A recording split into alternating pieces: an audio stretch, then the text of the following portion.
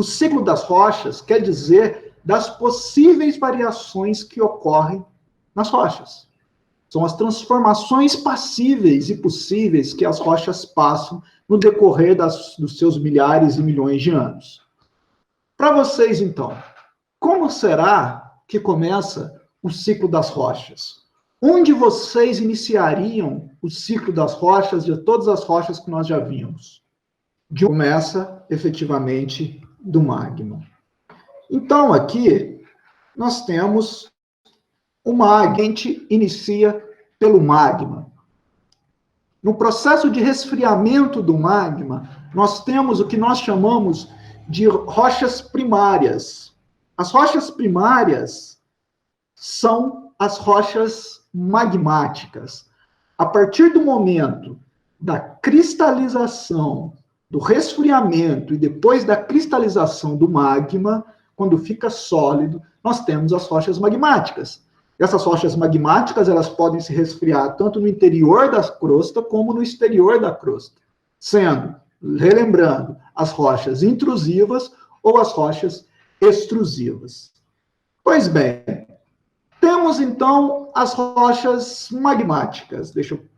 Essas rochas magmáticas, elas podem apresentar o processo de intemperismo. Ela está sólida e ela começa a se soltar, ela começa a fragmentar, liberar sedimentos. Esses sedimentos vão ser carreados para alguma bacia de sedimentação, vão ser transportados para uma bacia de sedimentação, principalmente por meio da água, e chegando lá, pode acontecer qual processo que transforma as rochas magmáticas em rochas sedimentares?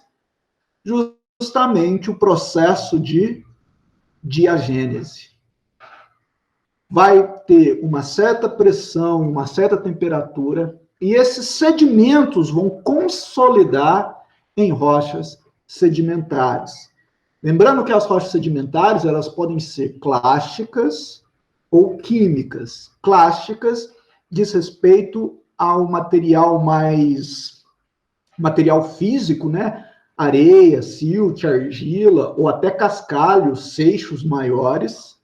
E dentro dessa rocha sedimentar, eu gosto sempre de salientar que as rochas sedimentares, ela conta a história do nosso planeta, tanto por meio dos tipos de sedimentos mais grosseiros, sedimentos mais finos, ou ainda por meio dos fósseis.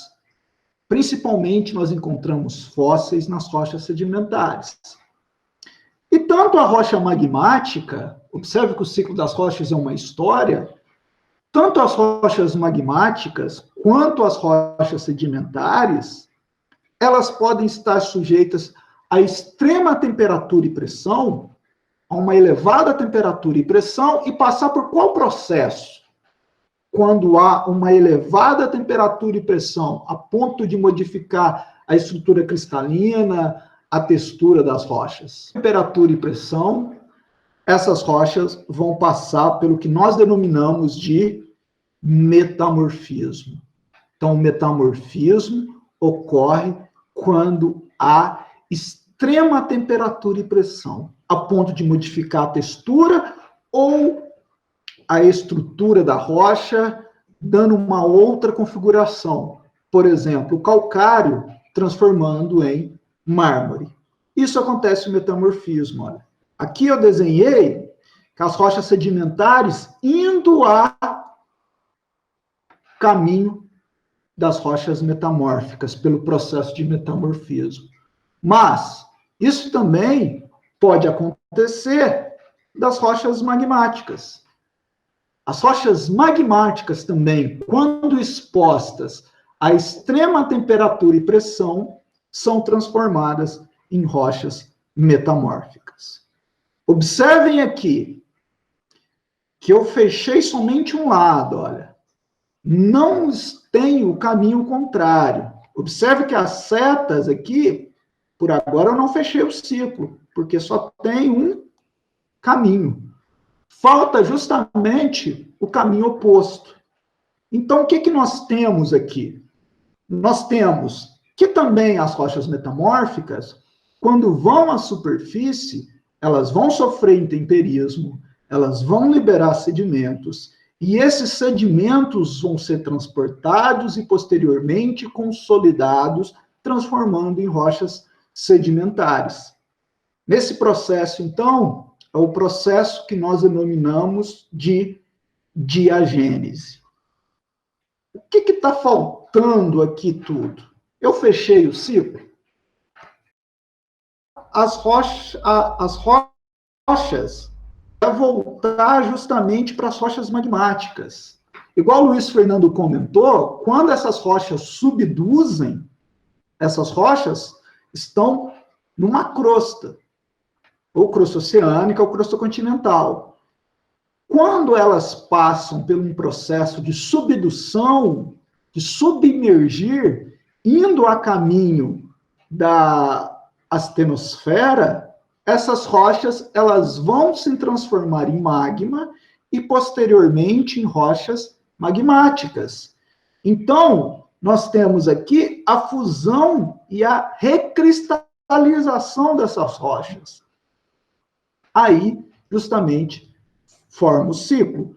Fusão em magma, depois que transforma em magma, vai se recristalizar. Isso pode ocorrer tanto pelo processo de subdução, quando há um processo metamórfico muito intenso, por exemplo, no encontro de placas, pode acontecer que a pressão e a temperatura vai ser tão grande que essas rochas elas vão ser derretidas, vão transformar novamente em magma e depois virar uma rocha magmática. Observe que até a rocha magmática, ela pode transformar em magma quando subduzida e depois voltar às rochas magmáticas. Por isso que as rochas magmáticas, elas são consideradas as rochas primárias, enquanto que as outras rochas nós denominamos de rochas secundárias. Com isso, nós fechamos o material das rochas, justamente com o seu ciclo, justamente com as suas possíveis transformações. É uma questão que eu quase sempre, se a gente tivesse a prova presencial, quase todas as minhas provas têm uma questão que é: explique o ciclo das rochas, citando pelo menos um exemplo em cada grupo.